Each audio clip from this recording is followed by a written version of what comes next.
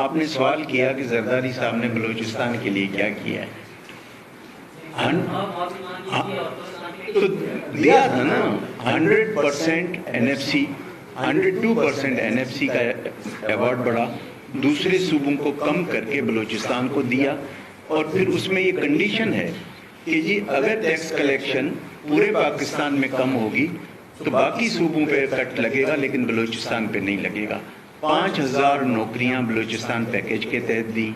120 ارب روپے جو NFC کے علاوہ ہیں, جو آپ نے سنا ہوگا نواب بگٹی صاحب بھی کہتے رہے کہ جی ہمارے گیس ڈیولپمنٹ سر چارج ہے, وہ ان ایڈیشن ٹو NFC وہ 120 ارب ملے. 17 جب ہم اس وقت نئی گورنمنٹ بنی تو 17 ارب روپے اسٹیٹ بینک کا اور ڈرافٹ تھا, وہ فیڈرل گورنمنٹ نے اپنے اوپر لیا. مولانا واسع صاحب کو پتہ ہے, بیٹھے ہیں نا یہاں, تو اتنا کچھ کیا بلوچستان کے لیے. اور 100 ڈیمز کا جو پروجیکٹ ہے وہ بھی اس زمانے میں شروع ہوا جو ابھی تک چل رہا ہے. وندر ڈیم زرداری صاحب خود آئے تھے گراؤنڈ بریکنگ کرنے کے لیے, جو 13 ارب کا کام چل رہا ہے. تو بہت بلوچستان کے لیے کیا. اب ہم نے وہاں صحیح خرچ نہیں کیا, اس کا تو ذمہ دار نہ مرکز ہے نہ زرداری صاحب ہے, وہ تو پھر ہم اپنے آپ کو دیکھیں.